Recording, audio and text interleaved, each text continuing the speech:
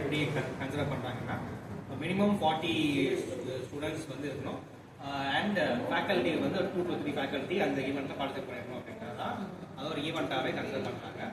So நம்ம வந்து அதை பேட்சாகவும் பிரிச்சுக்கலாம். பேட்ச் வைஸ் ஃபார் செஷன் ஒரு 1.5 hour செஷனில் 20 மெம்பர்ஸ்க்கு ஒரு பேட்ச், அடுத்த 1.5 hours 20 மெம்பர்ஸ் ஒரு பேட்ச் அப்படின்னு சொல்லி பிரித்து நம்ம ஹாஃப் டே செஷன் மாதிரி கண்டக்ட் பண்ணிட்டு வரலாம். அதாவது நம்மளுடைய டைம், நம்மளுடைய ஒர்க்லோடில் நம்மளுடைய ரெகுலர் ஒர்க்குக்கு தவிர ஒரு ஹாஃப் டே இதுக்கு ஸ்பெண்ட் பண்ணோம் அப்படின்னா அது நம்ம வந்து எல்லாத்தையுமே நம்ம பண்ண முடியாது.